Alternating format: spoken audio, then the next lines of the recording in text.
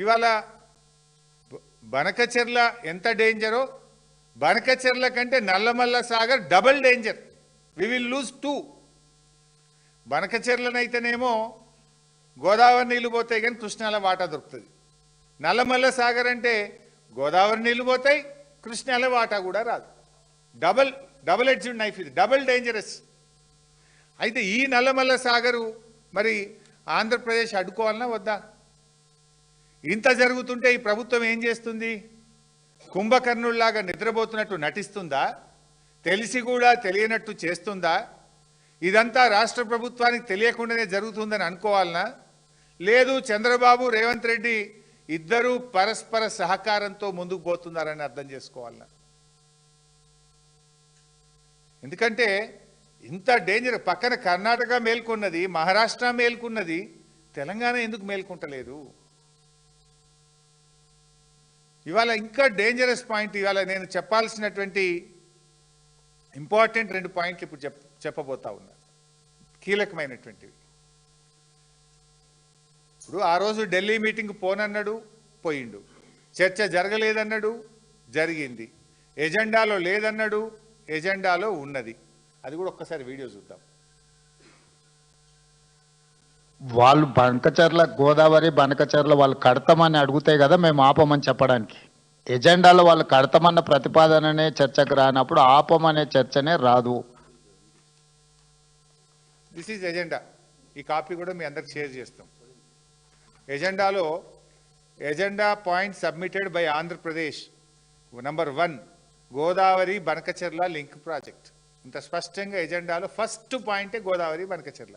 ఎంత పచ్చి అబద్ధం రేవంత్ రెడ్డి మాట్లాడిండో మీరు చూసిండ్రు. నెక్స్ట్.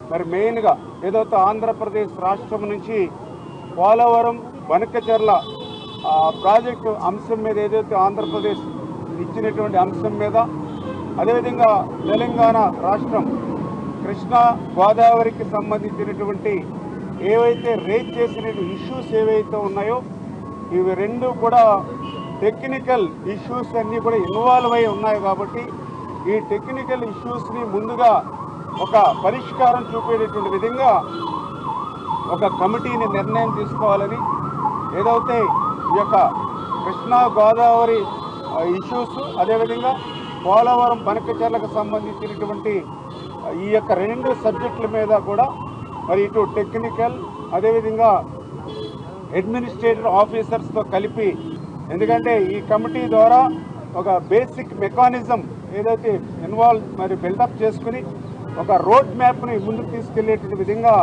ఈ యొక్క టెక్నికల్ అదేవిధంగా అడ్మినిస్ట్రేటివ్ ఆఫీసర్స్తో కలిపేసేటువంటి కమిటీ కూడా పెద్ద కాలయాపన లేకుండా రేపు మండే లోపుగానే ఈ కమిటీని కూడా ఏర్పాటు చేసుకుని ముందుకెళ్లాలని చెప్పేసి కూడా నిర్ణయం తీసుకోవడం జరిగింది.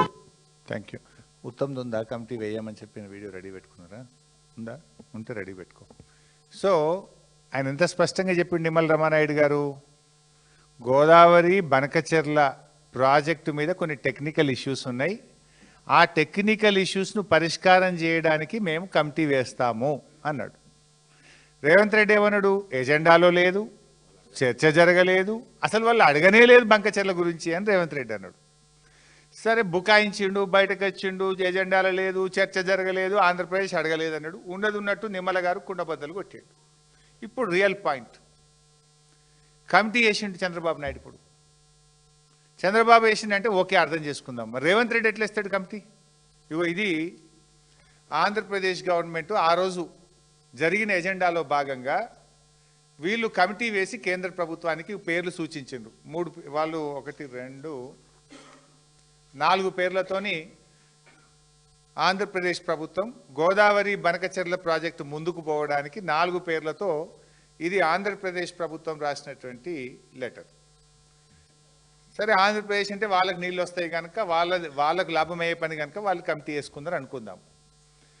చంద్రబాబు నాయుడు గారు 15/12/2025 ఇదే నెలలో 15వ తారీఖు బాబు గారు కమిటీ చేసిండు. వీళ్ళిద్దరు అంతా కూడబదులుకొనే చేస్తారన్నట్టు. ఆయన 15వ తారీఖు రాస్తే వారంకి కరెక్ట్గా 23వ తారీఖు రేవంత్ రెడ్డి రాసిండు. నేను కూడా కమిటీ చేస్తున్నా, మంచిగా నీళ్లు తీసుకుపోండి. ఎవరికి ఈ కమిటీ హెడ్ ఎవరికి ఇచ్చిండు అనుకున్నావు?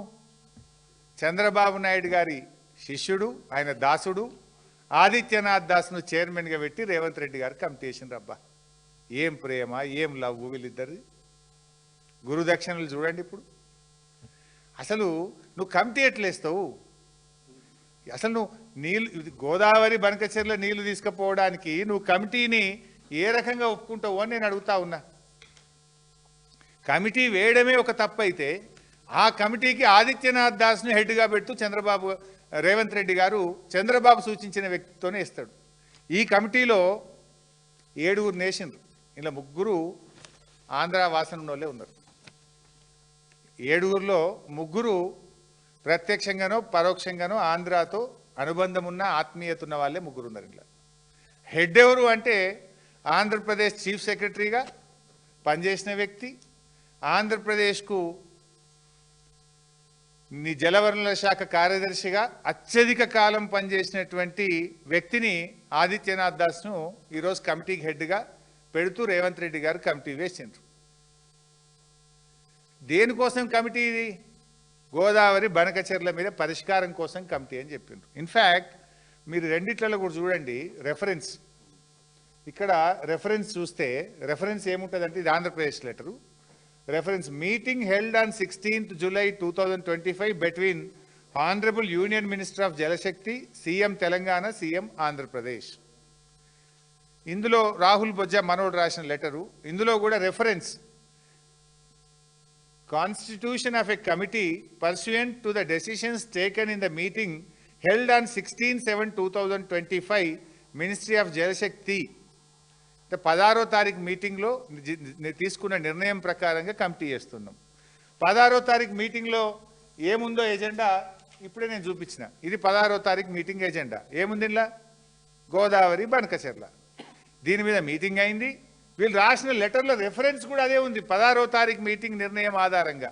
ఇప్పుడే మీరు చూసిండ్రు నిమ్మల గారు ఏం చెప్పిండ్రు, 16వ తారీఖు మీటింగ్లో మేము గోదావరి బనకచెర్ల అంశంలో టెక్నికల్ ఇష్యూస్ను పరిష్కారం చేయడానికి కమిటీ వేస్తున్నాము అన్నాడు. అంటే ఇప్పుడు కమిటీ కూడా పడ్డది. అంటే మీటింగు పోను అన్నాడు, మీటింగ్ పోయిండు. సంతకం పెట్ట అన్నాడు, సంతకం పెట్టిండు. మీటింగ్లో ఎజెండాలో లేనే లేదన్నాడు, ఎజెండాలో ఉన్నది. కమిటీ వేయ అన్నాడు, కమిటీ కూడా వేసేసిండు. ఆ కమిటీకి ఎవరు వేసిండు అంటే దొంగ చేతికి తాళం చేయిలు ఇచ్చినట్టు తెలంగాణ ద్రోహి, తెలంగాణకు వ్యతిరేకంగా రాయలసీమ లిఫ్ట్ ఇరిగేషన్ ప్రాజెక్టు కట్టిన వ్యక్తి, మన పాలమూరు మీద గ్రీన్ ట్రిబ్యునల్కు పోయి కోర్టులో పాలమూరు ఎత్తిపోతల పథకాన్ని ఆపినటువంటి వ్యక్తి, ఈవెన్ లాస్ట్కు గ్రీన్ ట్రిబ్యునల్ కూడా రాయలసీమ లిఫ్ట్ ఇరిగేషన్ మీద పనులు జరుగుతలేవని పనులు జరుగుతుంటే ఇదే ఆదిత్యనాథ్ దాస్ను జైల్లో పెట్టమని చెప్పి గ్రీన్ ట్రిబ్యునల్ హెచ్చరించింది. అంటే తెలంగాణ జలదోపిడికి ఇవాళ కీలకమైన వ్యక్తి ఎవరంటే ఆదిత్యనాథ్ దాస్. రాయలసీమ ఎత్తిపోతల పథకాన్ని పూర్తి చేయడానికి కోర్టులను తప్పుదోవ పట్టించిన వ్యక్తి ఆదిత్యనాథ్ దాస్. పోతిరెడ్డిపాడుకు సూత్రధారి ఆదిత్యనాథ్ దాస్. గోదావరి బనకచెర్లకు సూత్రధారి ఆదిత్యనాథ్ దాస్. తెలంగాణ ప్రాజెక్టులకు వ్యతిరేకంగా 100కు పైగా లేఖలు రాసి తెలంగాణ ప్రాజెక్టులను అడ్డుకున్నది ఆదిత్యనాథ్ దాస్. పోలవరం, బనకచెర్ల, నల్లమల్ల సాగర్ ప్రాజెక్టులకు సూత్రధారి ఆదిత్యనాథ్ దాస్. ఆ ఆదిత్యనాథ్ దాస్ను చంద్రబాబు నాయుడు గారు సూచిస్తే రేవంత్ రెడ్డి గారు రాష్ట్ర ప్రభుత్వ సలహాదారుడిగా నియమించుకున్నాడు. ఇవాళ చంద్రబాబు నాయుడు సూచిస్తే గోదావరి బనకచెర్ల ప్రాజెక్టులో ఆయనను కమిటీ చైర్మన్గా పెట్టి దొంగ చేతికి తాళాలు ఇచ్చిండు రేవంత్ రెడ్డి. ఎంత దుర్మార్గం ఇది! అంటే మీరు గోదావరి బనకచెర్లకు ఇవాళ జెండా ఊపుతూ తెలంగాణ గొంతు నలుపుతున్నారు. మీరు తెలంగాణ ద్రోహి రేవంత్ రెడ్డి, ఆనాడు ఉద్యమ ద్రోహి, ఇవాళ నీళ్ళ ద్రోహి రేవంత్ రెడ్డి అని చెప్పి నేను ఆరోపిస్తా ఉన్నాను. ఇక తెలంగాణ ఉద్యమంలో నువ్వు జై తెలంగాణ అనలే, రాజీనామా చేయలే, తుపాకీ ఎక్కుపెట్టిన తెలంగాణ ద్రోహి రేవంత్ రెడ్డి ఇవాళ చంద్రబాబు దాసు అయిన ఆదిత్యనాథ్ దాసును రాష్ట్ర ప్రభుత్వ సలహాదారుడిగా పెట్టుకుంటావు. అంతేకాదు ఇవాళ గోదావరి నల్లమల్ల సాగర్ ప్రాజెక్టుకు అతన్ని అడ్వైజర్గా, అతన్ని చైర్మన్గా పెట్టు కమిటీ చేసి ఇవాళ ఆంధ్రప్రదేశ్కు వత్తాసు బలికే ప్రయత్నం చేస్తున్నావు. Can we expect Adityanath Das తెలంగాణకు మేలు చేస్తాడా?